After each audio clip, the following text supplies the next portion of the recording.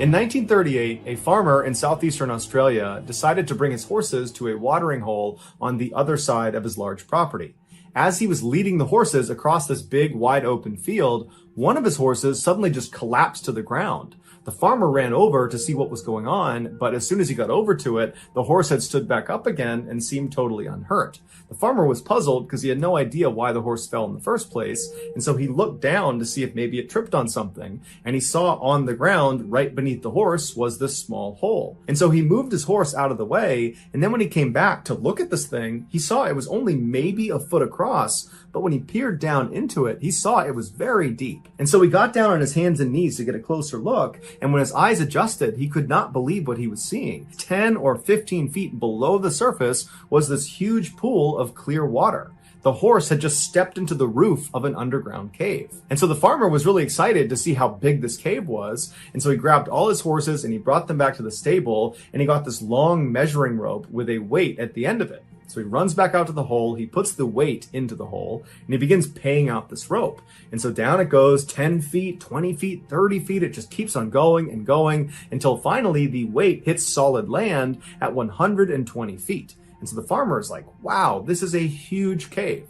So he pulls it back up thinking that's the bottom, but in reality it wasn't. It actually extended down almost 300 additional feet. The farmer and his horse had just accidentally found one of the most beautiful and deadly freshwater caves in the world, called the Shaft. The reason it's called the Shaft is because the only way in or out of this underwater cave is through this hole in the middle of this field that this horse created, and it's literally a shaft that goes down 18 feet until it reaches the surface of this massive underground body of water. The opening to this shaft is so narrow that cave divers, they can't get into it with their gear on their backs. So they literally need to be lowered into this cave by themselves, and then their gear is lowered down after them, and they put it on while they're treading water. The solid ground that the farmer's weighted line had touched at 120 feet when he believed he had reached the bottom of the cave, what he had actually touched was the top of something called the rock pile. The rock pile is basically this huge underwater pyramid that looks like a rock pile that sits at the bottom in the middle of this huge underwater cave. And from the top of this rock pile, you can go down it in all different directions, but once you get to the bottom, there's only two tunnels to choose from.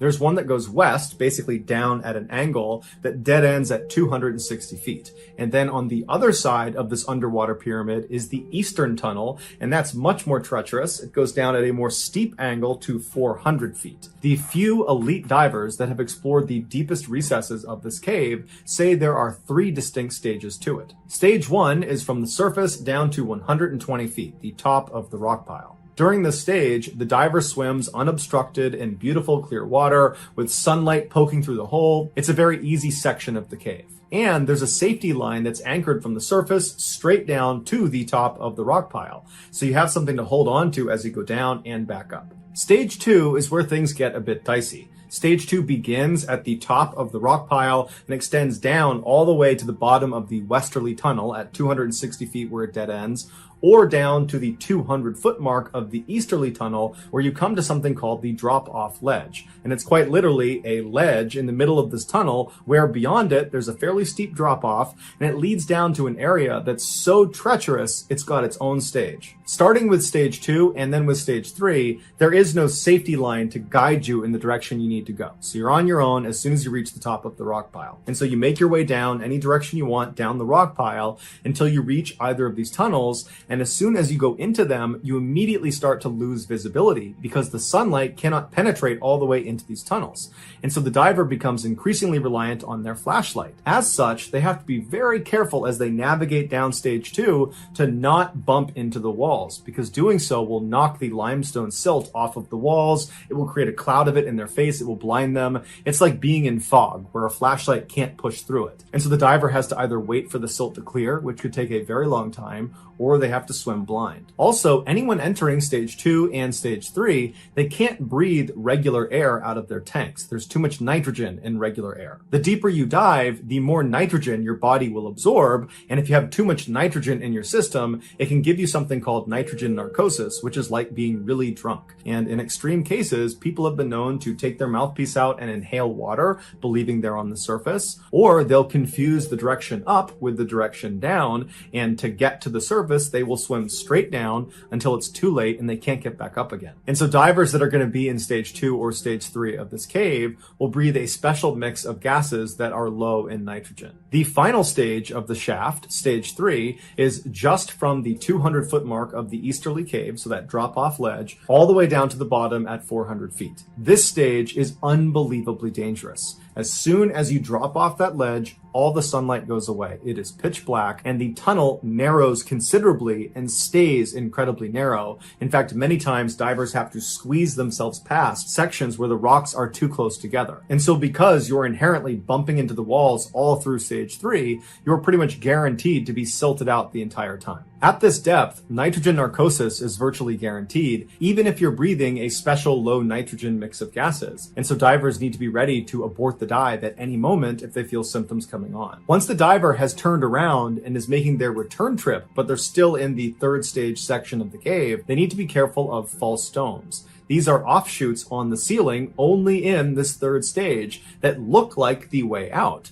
And especially when things are silted out and it's dark, you're low on oxygen, you might be panicking, it'd be very easy to confuse these with the way out. But in fact, these false domes are exactly what their name implies. They are false. They are dead ends. They go nowhere. Stage 3 is reserved exclusively for extremely experienced cave divers who get special permission. In 1973, 8 divers got permission to dive the 1st and 2nd stages of the shaft cave. They did not get permission to dive the 3rd stage of the cave. On May 28th of that year, the 8 divers arrived in that big open field near the cave opening and began prepping their gear. Their plan was to dive down all the way to the edge of the drop-off ledge, so looking into the 3rd stage, and then once they got there, look around for a minute and then turn around and head back up to the surface.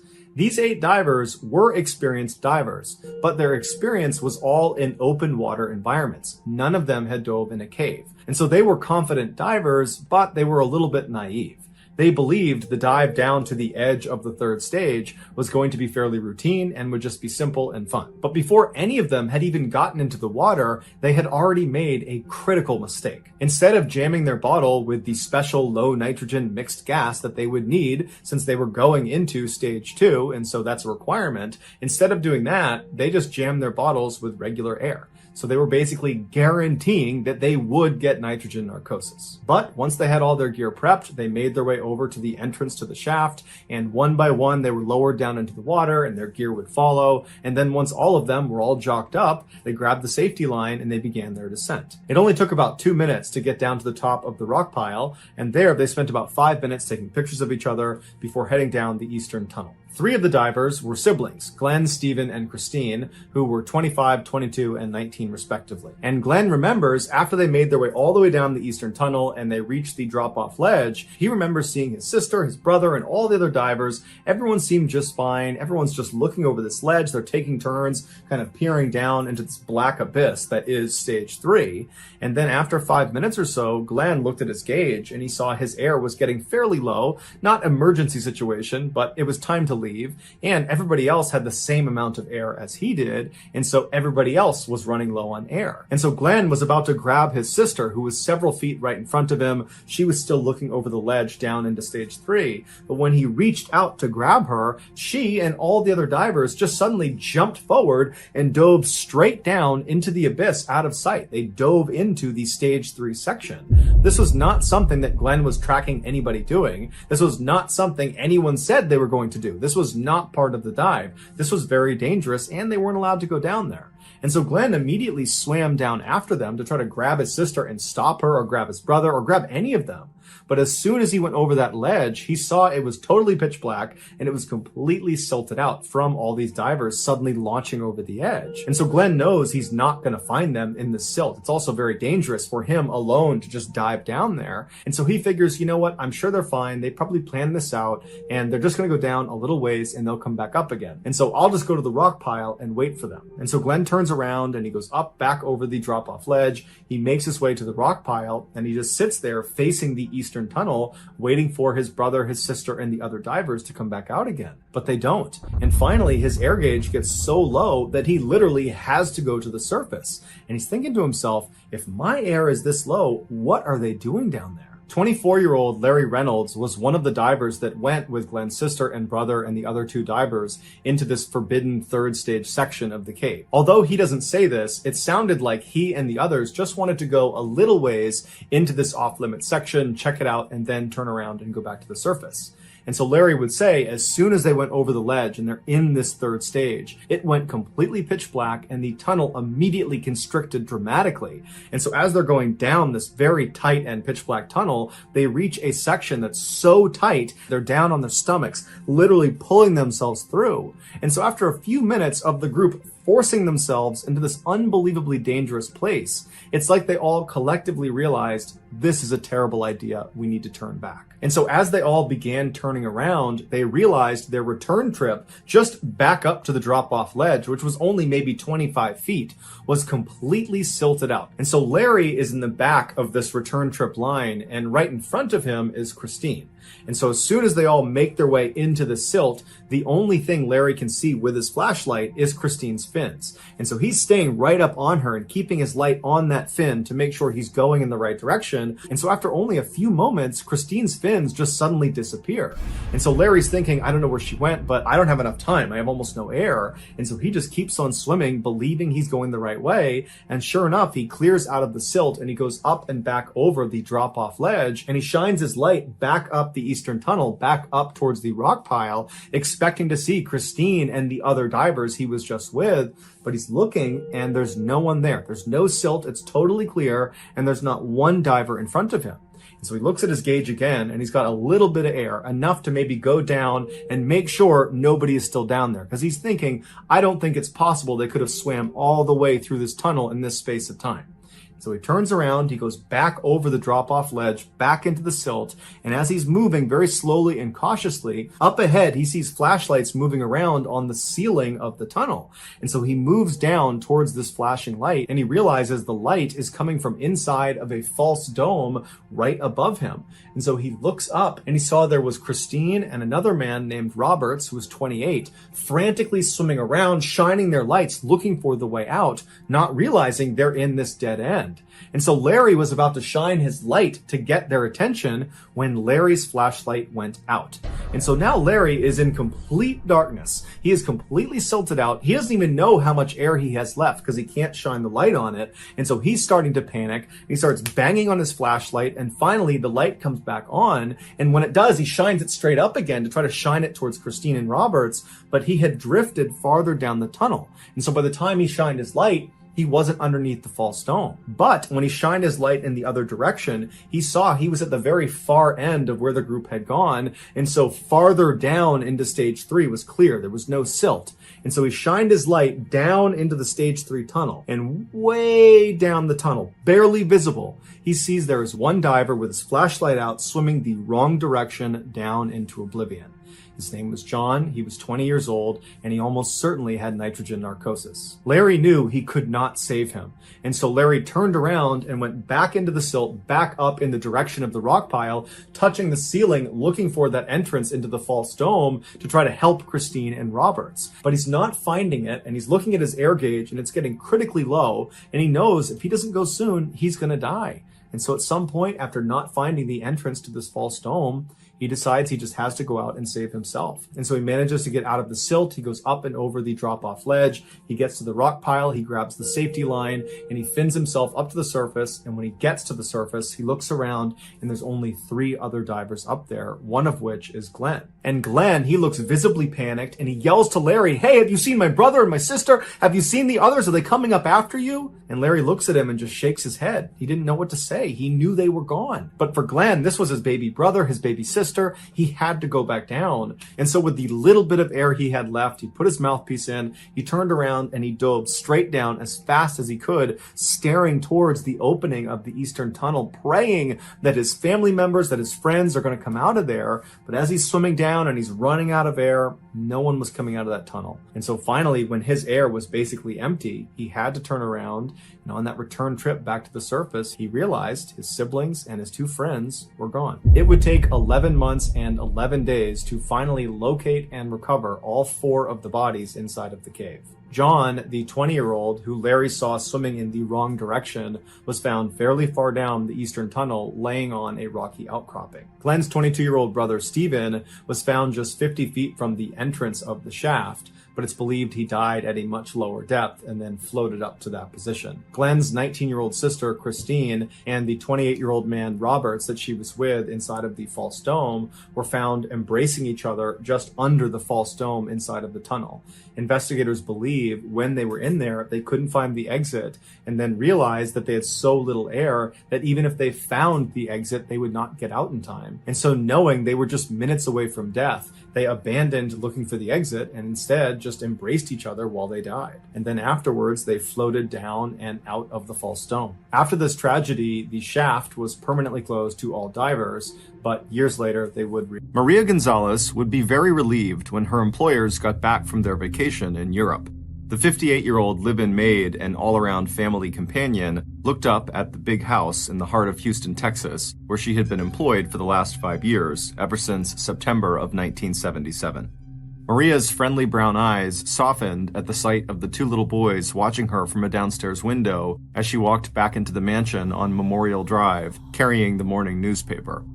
The paper was in English, so Maria, whose first language was Spanish, hardly gave it a glance before placing it neatly on top of the growing pile of newspapers in the home office of her employer, Houston lawyer James Campbell. Mr. Campbell and his wife, Virginia, had been gone almost 2 weeks now, and Maria had, as always, loved the time she had spent with the couple's two grandsons, 8-year-old Michael and 6-year-old Matthew. Maria and the boys had both arrived at 8901 Memorial Drive at nearly the same time. That was when Cindy, one of the Campbells' 4 daughters, had come back home to her parents following a divorce. Maria let out a sigh. Her feelings towards Cindy were a lot less warm than her feelings for the rest of the Campbell family.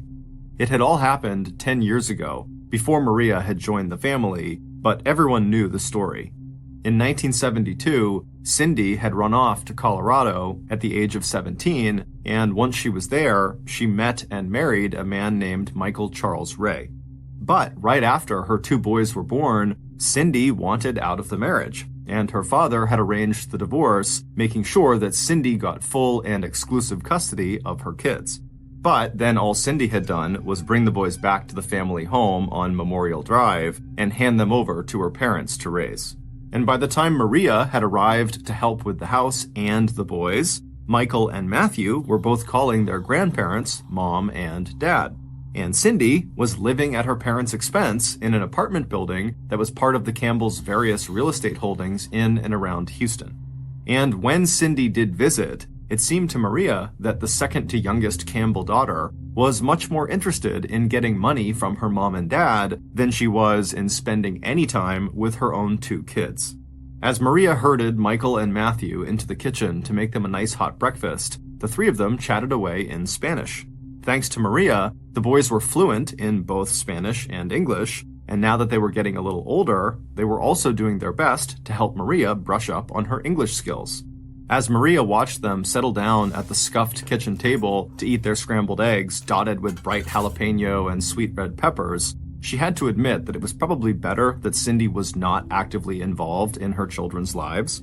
From her apartment over the garage, where she'd had a bird's eye view of the Campbell household for 5 years now, it had seemed to Maria that Cindy mostly seemed to create problems for other people. During the few years that Cindy was going to the same college as her younger sister Jamie, Maria had seen Cindy get into the car with Jamie in the morning to drive to school, and as soon as Jamie had started up the car and headed down the driveway to the street, Maria had seen Cindy toss burning cigarette butts into Jamie's long hair. And not only had Cindy never gotten her own driver's license, as far as Maria knew, she'd never really had a job either, not even after she had dropped out of college and had a lot of time on her hands. There had been that time, maybe a year or a year and a half ago, when Cindy had lived with a boyfriend who had helped her eat better and even go for walks and do some exercising, and Cindy had not only lost close to 60 pounds, but she'd also told her family that she'd gotten a job at a Houston nightclub doing stand-up comedy. But, like most of Cindy's so-called fresh starts, that had not amounted to much. Because now, Cindy was back to living in squalor in her own apartment again. Maria had heard what the apartment looked like: unwashed dishes, open cans of partly eaten food, dirty sheets on an unmade bed, and it looked to Maria like Cindy had given up on exercise, along with keeping herself clean and going to work. And lately, with her parents still not due back in town for another few days, Cindy had started to drop by the mansion again, getting lifts with people Maria did not know or recognize, and who just tended to sit in their car and smoke or drop an empty soda or beer can out of the car window while they waited for Cindy to come back outside. One of the reasons the Campbells had decided to go on this vacation in the first place was to get away from Cindy. In the last 6 months, Mr. Campbell especially had gotten fed up with Cindy's tantrums and requests for money, and he had told her that it was way beyond the time that she had found a job and started supporting herself. Mrs. Campbell still found it hard to say no to Cindy, but Maria knew that even Cindy's mother had finally run out of patience. And ever since her parents had turned off the money faucet, it seemed to Maria that Cindy was always in a very bad mood. Yes, Maria thought, as she and the boys all squeezed themselves onto the worn couch in the living room to watch a little TV, Maria would be very glad when Mr. and Mrs. Campbell arrived back home. It had made Maria uneasy hearing Cindy clomping through the house. Maria was a very strong and capable woman, but she had decided that she would rather not be alone at the house when Cindy stopped by for those visits. But a few nights later, on June 9th, 1982, when Maria opened the big front door of the brick and flagstone house to welcome the Campbells back home from their vacation, the housekeeper could see immediately that just stepping over the threshold back into their own home seemed to deepen the lines of worry around Virginia Campbell's intensely blue eyes. 50 years old and 5 foot 4 inches tall, Virginia's trim frame had gotten shorter over the years because of a slight curvature of her spine and the 3 decades she'd spent as a paralegal hunched over a keyboard. Now, the top of her head barely reached her husband's shoulders. But even though she was tired from all the traveling, Virginia gave Maria a warm smile. Over the years, the two women had become friends, as well as employer and housekeeper, and they had shared a bond in their love for Michael and Matthew. Maria appreciated Virginia's sense of humor, and she liked that her employer did not show off her wealth with expensive and fussy furniture. Despite its size, the inside of the Campbell's house was comfortable and plain. Mr. Campbell sometimes accepted TVs and other appliances in place of payment from his clients, and inside the living room there were 2 TVs, one stacked on top of the other. There wasn't very much that was fancy about Virginia either. She was a hard worker, she enjoyed wearing inexpensive costume jewelry, and if Maria could find one fault with her employer, it was that Virginia was maybe overly generous with everybody and maybe a little too timid when it came to speaking her mind. The same could never be said of Mr. Campbell.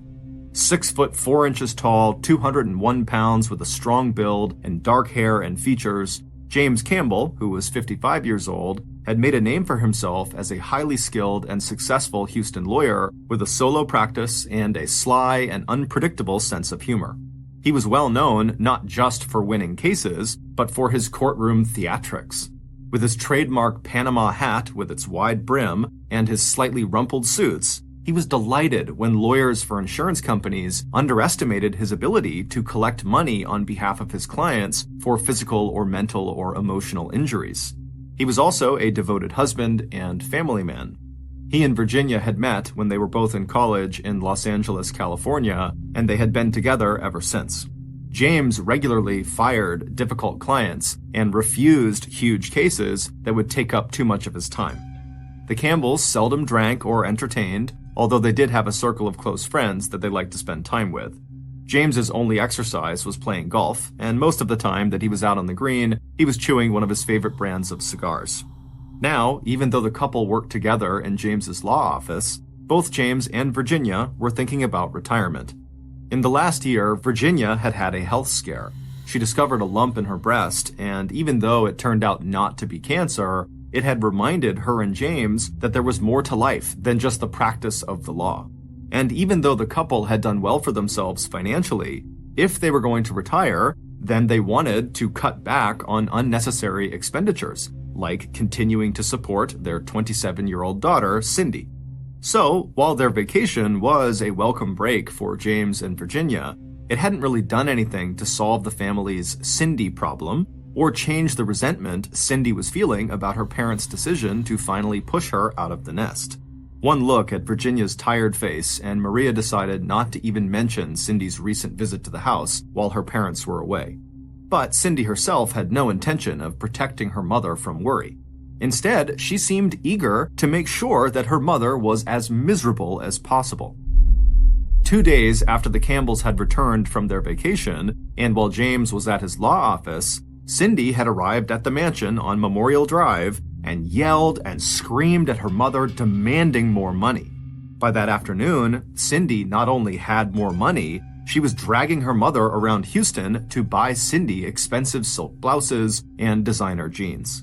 The next day, June 12th, Michael and Matthew were waiting for Maria when she came into the main house first thing in the morning. The boys cried when they told Maria about the big fight late the night before between Virginia, who they called Mom, and their biological mother, who they just called Cindy, that had occurred when Virginia gave Cindy a ride back to her apartment with all her shopping bags full of new clothes. Maria calmed the boys down as best as she could, but it was clear to Maria that Virginia Campbell was just too timid to stick up for herself. Maria wished that the other Campbell daughters lived closer so they could come by and visit and make Mr. and Mrs. Campbell and the boys smile again. On June 17th, the Campbells' youngest daughter, Jamie, who had left Houston to attend a college out in Knoxville, Tennessee, called to check in on her mom. Now that it was spring, Jamie was hoping to plan a long vacation back at home in Houston. But when Jamie mentioned this plan to her mother on the phone, Virginia just changed the subject.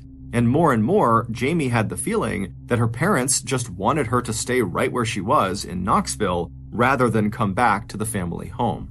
The next day, Friday, June 18th, was hot and humid. But the spring flowers were in bloom, and the Campbells, including Maria, were all looking forward to an evening out at Houston's Memorial City Mall. And while Virginia did look delighted as she and Maria and Matthew strolled from shop to shop, with Virginia buying small gifts for each of them, when the three of them sat down in the mall cafeteria for a bite to eat, Virginia seemed so anxious and worried that she had no appetite for food. Instead, Virginia just lit one cigarette after another, stubbing each one out after only a few puffs before ordering a Coke and then coffee. By the time they got home, around 9 p.m. that evening, James and his older grandson, Michael, had already returned from their evening out, and now James had stretched out his long legs in the living room and was watching TV. Watching as Virginia joined her husband, Maria smiled before walking upstairs to check on the two boys and get them settled for bed. Friday nights were a special treat for Michael and Matthew. That was the one night of the week when they were allowed to drag their sleeping bags and bedding into their grandparents' master bedroom for a sleepover. That involved arranging themselves at the foot of their grandparents' bed and watching a movie on a cassette tape before falling asleep. Maria glanced at her watch. It was almost 9:30 p.m. She helped the boys get comfortable in their sleeping bags at the foot of the bed, and as she kissed them goodnight, she told them that their grandfather would be up any minute to start the movie. A few minutes later, after stopping by the living room to say goodnight to James and Virginia, Maria made her way out the back door to her own apartment over the garage. As she climbed the wooden stairs and looked up at the big Texas sky, Maria shook her head, wishing there was more she could do to help Mrs. Campbell.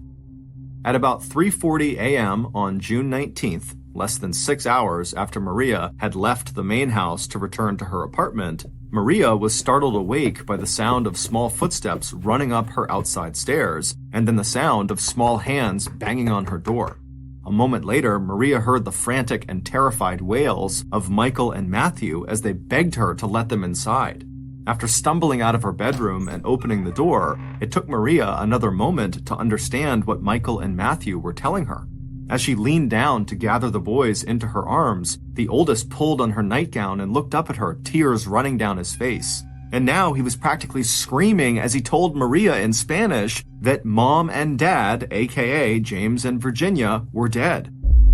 "They just killed them! They just killed them!" the little boy kept repeating. And then, "Maria, please, call the hospital, call an ambulance!" At first, Maria believed the boys, both of them, had just had a terrible nightmare, but even as she offered to make them some sugar water and sit down at the table with them, Maria saw that the boys had wet their pants. This was no bad dream, they told her. This had happened. The boys had been asleep, and then the light came on, and then there were loud noises, and then it was quiet again. And when Michael had finally crawled out of his sleeping bag, climbed to his feet, and looked onto the bed, he had seen that his grandparents, Mom and Dad, were covered in red, and they were no longer moving.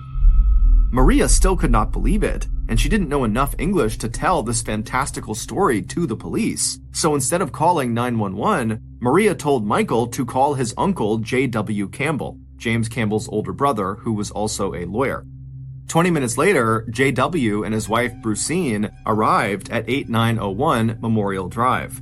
While J.W. waited in Maria's apartment with the two boys, Brucine and Maria made their way over to the back entrance of the main house and stepped inside through the unlocked kitchen door. A minute later, and the two women were standing in the doorway of the master bedroom, and Michael and Matthew had been right. James and Virginia Campbell were dead.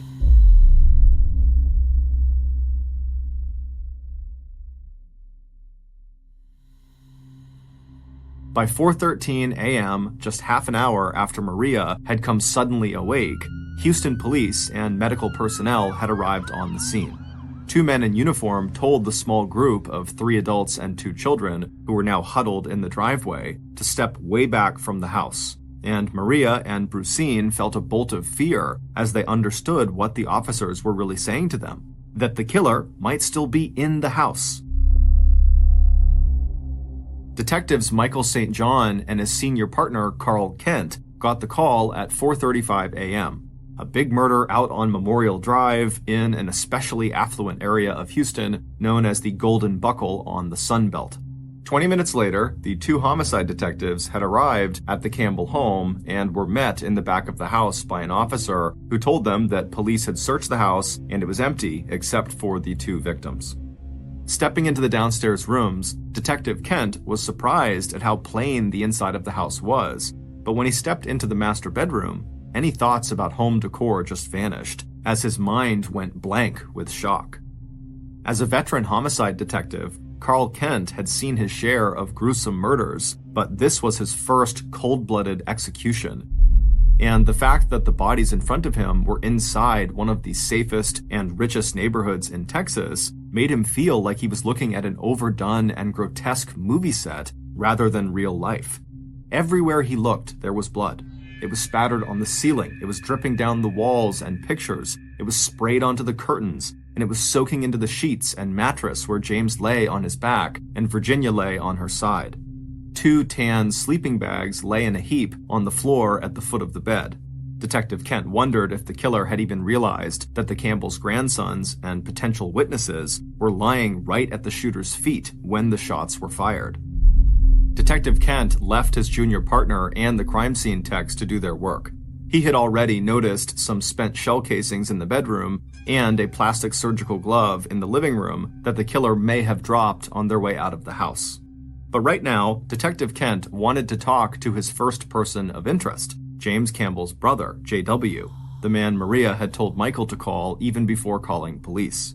The detective wanted to know why J.W., an able-bodied man, had sent Maria and Brucine into the house to check out a possible murder scene instead of going into the house himself, and why, after getting Michael's frantic call, J.W. hadn't immediately alerted the police before heading over to the Campbell's residence.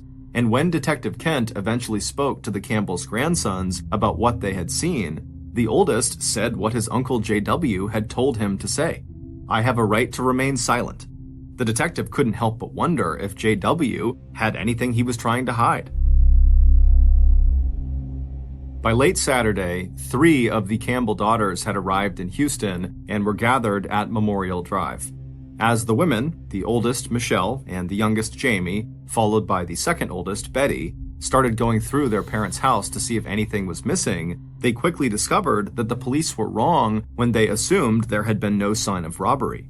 While no one had taken the gold watch and diamond ring that Virginia had been wearing, and there was no sign that the house had been ransacked, the daughters and Maria quickly discovered that the fat roll of $100 bills that Virginia had taken with her the previous day on her trip to the mall was missing. The 4th Campbell daughter, Cindy, did not show up at 8901 Memorial Drive until the following afternoon, Sunday, June 20th, a day and a half after she'd been told that her parents were dead. And when Cindy did arrive, she and the man driving her, David West, who was yet another one of her on-again, off-again boyfriends, both looked totally hungover. Investigators had already tracked down Cindy and interviewed both her and David. While police were still checking out their alibis, they both seemed pretty solid.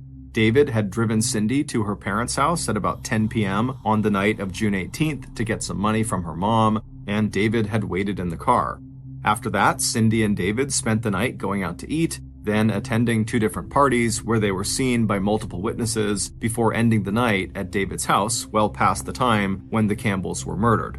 And even though Detective Kent and other investigators would hear plenty of stories about the fights Cindy had with her parents over money, police could find nothing in her background or David's to suggest that they could be tied to the murder. As for the other sisters and James's brother, J.W. Campbell, it would turn out that all of them too had solid alibis. And that was the problem. From the very start of the investigation, detectives were hampered by the lack of any useful physical evidence they had collected from the crime scene. They had discovered shell casings along with silver-tipped bullets, a kind of ammunition favored by professional shooters, but there was no murder weapon. They had discovered the point of entry into the Campbells' house, a downstairs den window that had been left unlocked, and in front of the window, a sofa that Maria told them had been pushed out of its usual place under the window. Outside the window, they found footprints that looked like they belonged to a pair of men's boots, along with a few cigarette butts, and inside the house, they had found that single blue surgical glove that the killer must have dropped on their way out of the house. Today, crime techs would have been able to run DNA tests on the cigarette butts and inside of the surgical glove, but back in 1982, the only forensic tool police had were fingerprint tests, and the killer, who appeared to have worn gloves during the attack, had not left any prints at the scene. But even without any solid leads, police continued the slow process of investigating every other clue they could find. They interviewed James Campbell's clients and anyone else whose name came up as someone James had crossed in a court case. They also tracked down Cindy's ex-husband and the father of her children, Michael and Matthew, but it turned out that in addition to having an alibi himself, the boys' biological father had no interest in getting custody of the boys. The same was true of Cindy. On June 23rd, the day after her parents' funeral, Cindy had arrived at the house to take Michael and Matthew home with her. Over the objections of both Maria and the children and her sisters, Cindy had marched out with Michael and Matthew. But less than a week later, she had given up completely on parenthood. Police got a call from the DePelchin Children's Center and Adoption Agency saying that Cindy Campbell had just turned her 2 young boys over to the center. After police went to the orphanage and retrieved the children, the Campbells decided that the safest place now for Matthew and Michael was to stay in the care of their uncle, J.W., a lawyer, and his wife, Brucine. Over the next 4 months, the Houston police racked up so much overtime investigating the Campbell murder that they could only put in for half of it and still expect to get paid. They followed up on tips that the mafia might be involved. They followed tips from a prison inmate bragging about slitting the throats of some rich couple in Houston. And because Cindy's 3 sisters had zeroed in on Cindy as their prime suspect, the police did spot surveillance checks on Cindy and on David, even though the couple seemed to have broken up and gone their own separate ways. But even as the investigation slowly sputtered to a halt, the family drama among the Campbell sisters was just swinging into high gear. Cindy wanted her parents' house sold and the estate settled right away so she could get her share of her parents' money. But it turned out that most of the Campbells' wealth was tied up in real estate, not cash or stocks or bonds, and Cindy's sisters wanted to hold off on selling the house or other real estate holdings until the market improved and they could get a better price. And while investigators were eager for any new evidence, the frequent calls they were now getting from Betty and Jamie insisting that their sister, Cindy, had to be guilty of something had started to sound more and more unreliable, like detectives were just hearing the same old lines from a long-running and distorted family argument. By the end of October 1982, almost 5 months after James and Virginia were shot in their own bedroom, investigators quietly shelved the Campbell murder case. There were a lot of other homicides in the huge city of Houston that were just as important and a lot easier to solve. It wouldn't be until February 1985, more than 2 years after the murder of James and Virginia Campbell, that investigators would finally get the tip they were hoping for. And when that call came in, the story police heard was so unbelievable that not only would it make detectives yank that cold case right off the shelf, it would also put the Campbell homicide case onto the front pages of national newspapers from Washington, D.C. to Los Angeles, California. Based on that big tip and follow-up work by police, here is a reconstruction of what really happened in the early morning hours of June 19, 1982, at the Big Brick House on 8901 Memorial Drive in one of Houston's most affluent neighborhoods.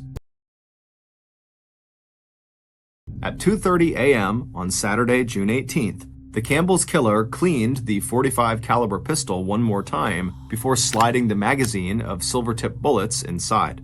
By 3 a.m., the killer had inspected the rest of the gear, smeared mud on the license plate of the car they'd be driving so no one could read all the numbers, and slipped on a tight-fitting pair of plastic surgical gloves. Then the killer slid behind the car's steering wheel and eased out onto the main road that led west to Memorial Drive and the Campbell house. As the killer neared the Campbell Street, they turned off their headlights and pulled their car onto the shoulder of the road on the opposite side of the hulking brick and stone house with the red tile roof. The time was 3:20 a.m. The .45 was tucked into the killer's shoulder holster, and a white hockey mask that goalies wore to protect their entire face fit snugly over the black ski mask underneath. Crossing the road to the front gate that blocked the entrance to the Campbell's property, the killer, careful not to make any noise, unwound a heavy metal chain that was wrapped, but not locked, around the latch. Stepping to the rear wall of the house, the killer found the window that looked in on the den. After easing the screen out, they began to work the window until it slid up just far enough that the killer could slip inside the house. A moment later, after pushing aside a sofa that had been under the window, the killer had crossed the den and then the living room, headed for the curved stairway to the second floor. Before placing their boots soundlessly on the first tread, the killer gently released the safety on the .45 caliber pistol in the shoulder holster. At the landing, the killer paused to listen. The big house was quiet. Turning to the upstairs hallway that was faintly lit by a nightlight plugged into an electrical outlet in the woodwork, the killer went up the last few steps to the second floor. Ignoring the closed doors on either side of the hallway ahead, the killer stopped at the first door on the right. They reached out a gloved hand and slowly turned the knob, pushing the door to the master bedroom open just an inch at a time. Stepping into the room, the killer saw that the queen-sized bed was positioned so the headboard was to the killer's right. The killer could just make out the figures of James and Virginia Campbell asleep on top of the covers. The killer slipped their hand upwards along the inside wall to the light switch. Taking a slow and steady breath, they flipped on the light and then took 2 steps forward towards the end of the bed. James rolled over onto his right side and started to bring his left arm up towards his face. The first bullet hit him in the neck. The killer immediately shifted their sights and aimed at Virginia. As the killer pulled the trigger again, Virginia moved slightly and the first bullet grazed her upper arm. Quickly, the killer moved their weapon back to the man, and the third round struck James Campbell in his left eye. The fourth shot hit Virginia in her head. Stepping closer to the bed, the killer fired 2 more rounds, one into each of the victims' chests. Breathing hard, the killer took in the spray of blood across the headboard wall and ceiling. Then the killer looked down one more time to make sure that the Campbells were dead. All of 12 seconds had passed since the killer had switched on the light. Turning, the killer ran out of the room, down the curved stairway, through the living room, and out onto the front yard. The killer had never even noticed that upstairs in the master bedroom, inside of the heap of bedding at the foot of the bed, lay 2 small boys. 20 or 30 feet from the house, the killer suddenly stopped. Looking around and then swearing softly to themselves, the killer turned and went back to the house. The killer saw her at once, crouched on the living room floor in the dark, patting her hands over the rug, looking for the blue surgical glove she had dropped. Even without her black ski mask on, with her hair tucked inside of the man's hat and dressed in a man's coat and boots, it would have been hard for anyone to recognize the figure as Cindy Campbell. Sweating under the hockey mask and his hooded field jacket, David West grabbed Cindy's arm and pulled her to her feet. "Come on," he told her, "let's go." A few seconds later, they were both back inside of the car to Buffalo Bayou, a marshy body of water in Houston where they would get rid of everything that could connect them to the murders they had just committed. The plot to kill James and Virginia Campbell started to take form 2 years earlier, back in the fall of 1980. That's when a 22-year-old ex-Marine named David Duval West first met Cindy Campbell. The meeting happened totally by chance at the Student Center at the University of St. Thomas in Houston, where Cindy and her younger sister Jamie were both students. David was not a student, but he sometimes came to the Crooker Student Center to eat lunch. The two sisters were sitting there together one fall afternoon when David walked in and, recognizing Jamie as a girl he had once dated, walked over to their table to say hello. When Jamie introduced David to her older sister, Cindy, at first, David was repelled by Cindy's physical appearance. David only liked women who were slim and attractive in a very conventional way. At 5 foot 4 inches tall and weighing 180 pounds, Cindy, with her stringy brown hair and round face, could hardly have been further from David's ideal. Except that David found himself noticing how long Cindy's eyelashes were and how her hazel eyes had an exotic tilt to them. And the second time he bumped into Cindy a few weeks later, he stopped again to talk. And this time he told her that she could actually be very attractive if she just lost a little weight and tried a little harder with her appearance. A few days later, David got a call from Cindy. She asked David out on a date, and David said yes. When Cindy hung up the phone, she turned to her sister, Jamie, who was sitting in the same room with her at 8901 Memorial Drive, and Cindy said this about David, quote, "He's really gross, he looks like a pig, but you know what? He'd be easy to train." End quote. And it would turn out that Cindy was right. David was very easy to train. By the spring of 1981, Cindy had dropped out of college and had been living with David for 6 months. He'd put her on a diet and prescribed a regular regimen of exercise, and Cindy had lost 50 pounds. She still wasn't interested in getting a job, but David was so proud of how successfully he was managing Cindy's weight and appearance that he didn't mind supporting her. And now, everywhere they went, men admired Cindy. And Cindy had decided to take a gig as a stand-up comic at the bar where David worked as a bartender. But even as David congratulated himself on having created his own perfect woman, Cindy was busy drawing David into a tangled web of lies. According to Cindy, she had been relentlessly and continually abused ever since she was a child, by her parents, by her sisters, by her first husband, and by every boyfriend she had ever had. She had been hit, pinched, tripped, beaten, cut, neglected, and humiliated in every way imaginable. But, according to Cindy, the worst thing that had ever happened to her was getting sexually molested by her father. For weeks, and then months, Cindy talked non-stop to David about the abuse she had suffered, until finally, David agreed with Cindy that both her parents were such horrible human beings that they deserved to die. And when they did die, Cindy, who had been supported by James and Virginia her whole life, would no longer have to ask for money.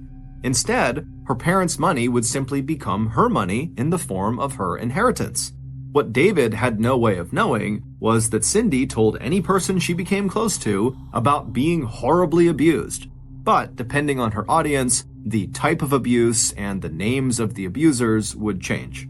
As for her charge that her father had committed incest, she was just as likely to tell people that she herself was illegitimate and that James wasn't her father at all. Sometimes it was Michael James was supposed to have fathered, other times it was Matthew, and other times the father of both sons was her no-good ex-husband Michael Ray. The point of Cindy's stories, none of which police were ever able to substantiate, seemed to be so she could manipulate people and play on their sympathy to get money, and persuade them to take care of her and feed her and invite her into their homes.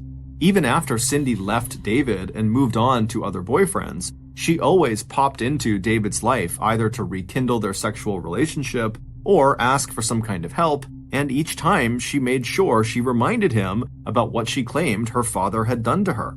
And by early spring 1982, when James and Virginia decided it was time for their daughter Cindy to go get a job, Cindy returned to David, and when she did, it was to tell him that suddenly her father had started making inappropriate advances towards her, and Cindy wanted David to kill both James and Virginia Campbell. So, while James and Virginia began planning their trip to Europe with a return date of June 9th, David and Cindy began to plan exactly how they were going to kill them. And by the evening of June 19th, David and Cindy were ready to put their plan into action. Weeks earlier, David had picked up a Combat Commander .45 caliber pistol from one of his friends, and he'd been going to a local shooting range to brush up on the marksmanship skills he had learned in the Marines. He'd also bought jackets, coats, ski masks, and boots for himself and Cindy, so even if anyone saw them, no one would recognize them. While her parents were in Europe, Cindy started dropping by the house on Memorial Drive. Not only did she help herself to towels and food, she also began trying the downstairs windows to see which one opened with the least amount of noise and effort. On the evening of June 18th, 1 hour after Cindy's parents and Cindy's sons and Maria had all returned from their evening out on the town, David drove Cindy to her parents' house at 10 p.m. so Cindy could get some cash from her mother. But the real purpose of that visit was to unlock the window in the den, so when Cindy and David came back at 3:30 in the morning to kill Cindy's parents, they would have a way to get inside the house. After that short visit to 8901 Memorial Drive, Cindy and David carefully set up an alibi, making sure they were seen at several parties that were too big for anyone to remember exactly when they left, only that they were there. And then, at 3:20 a.m., dressed to kill, David pulled the car they were driving up onto the shoulder of the road directly across from the Campbell's mansion. And when David slid into the Campbell's house through the den window that Cindy had left unlocked, Cindy was right behind him, and it was Cindy who led David up the stairs to her parents' bedroom, and it was Cindy who flipped on the lights just before racing back downstairs where she dropped that blue glove to wait for David. And for months after the murders, it looked like David and Cindy may have committed the perfect crime. They only had one moment of panic when they realized that Cindy's boys were actually in the Campbell's bedroom when the murders were committed and might be able to ID them. That's when Cindy dragged the children out of the Campbell home on June 23rd and took them to David's apartment, where she and David grilled the two little boys about what they had seen or heard on the night of the murders. Satisfied that the boys could not ID them, Cindy and David simply dropped the boys off at the orphanage. 6 weeks after the murders, Cindy broke up with David and started borrowing large amounts of money drawn against her expected inheritance. And at the same time, the Houston Homicide Division put the Campbell murder investigation in the cold case files. But then, 2 years and 4 months after the murders, and just before Cindy's sisters were ready to settle their parents' estate and distribute the Campbell's inheritance among the 4 daughters, Cindy's older sister, Betty, decided to make one final attempt to see if Cindy had been involved in their parents' murder. And in December of 1984, Betty hired a private detective firm called Clyde Wilson International Investigators to find out who killed James and Virginia. On the evening of Wednesday, December 19th, David West looked up from his drink at the Park Lane bar in Houston and saw just his kind of woman weaving her way towards him. Tall, athletic-looking, and plenty of curves, Teresa Neal, as she later introduced herself, was wearing high-heeled suede boots, black satin pants and jacket, and black eyeliner around her big, vivid blue eyes. 2 weeks later, and David was totally smitten with her. He was fine with the fact that Teresa wanted to keep things between them platonic, at least for now. David had always prided himself on respecting and defending women, which was really what had gotten him mixed up in Cindy's murder plot in the first place. He'd been trying to protect her from her father. But now, the crime he had committed weighed on David, and by January 4th, he had started dropping hints to Teresa that he was keeping a very big secret. And it had to do with an old girlfriend of his, a woman named Cindy Campbell. By mid-February of 1985, David and Teresa had declared their love for one another. But before Teresa could fully trust David and begin the physical relationship he wanted, he had to tell her the details of this secret he was keeping. He had to be totally honest and open with her before she could commit to him. So, on the night of February 20th, after spending the evening together and listening to David talk about Cindy Campbell's crazy tales of abuse, neglect, and incest, Teresa told him it was now or never. As they sat inside her car in the driveway of his house, Teresa's black purse on the console between them, Teresa told David that if he didn't tell her exactly what he and Cindy had done, then Teresa was going to walk out of his life forever. After a long moment of silence, David reached across the space between them, put his fingers under Teresa's chin, and turned her face so he was looking directly into her blue eyes. Then, in a quiet voice, David told Teresa, quote, "I killed both her parents," end quote. Teresa, whose real name was Kim Paris, and whose real job was working as an undercover private detective for the firm that Betty had hired to find her parents' killer, let out a long, astonished breath. In all her time working this case, it had never really occurred to the young private eye that David himself might have executed James and Virginia Campbell. Meanwhile, the tape recorder whirring away silently in the purse that sat between them picked up every word of David's confession. And so did the surveillance team in the police van around the corner, where Kim's partner was listening with 2 police officers. Back at the Houston police station, investigators got the call and the tip they had been waiting for. Thanks to the work done by Clyde Wilson International Investigations and 23-year-old Kim Paris, Houston police could finally close the case on the Campbell murders. Before Kim Paris left David's driveway that night, she and David agreed to meet up together the following night for dinner. And on February 21st, after that dinner, during which David gave up even more details about the murder and Cindy's involvement, Kim told David she needed to stop on their way home at a convenience store so she could buy another pack of cigarettes. When they made that stop, Kim told David to wait in the car, saying she'd be back in just a couple of minutes. As soon as she walked away, an entire team of police officers surrounded the car. When David stumbled out of the front passenger seat, he caught sight of Kim standing on the other side of the store's glass windows. As David was arrested and charged with capital murder, Kim met his eyes and raised the beer can she was now holding in a silent toast. Later that same Thursday, Houston police issued an arrest warrant for Cindy Ray Campbell. And on December 11, 1985, David West pleaded guilty to the first-degree murders of James and Virginia Campbell. In exchange for that guilty plea, he did not face the death penalty, and he agreed to testify at trial against his one-time girlfriend, Cindy Campbell. David was immediately sentenced to life in prison. In June of 1987, Cindy was also convicted of first-degree murder and was also sentenced to life in prison. David is still incarcerated today at Ramsey Correctional Center in Brazoria County, Texas. As for Cindy, on September 13, 2021, while serving her life sentence at Mountain View Women's Prison in Gatesville, Texas, she died of natural causes. She was 65 years old.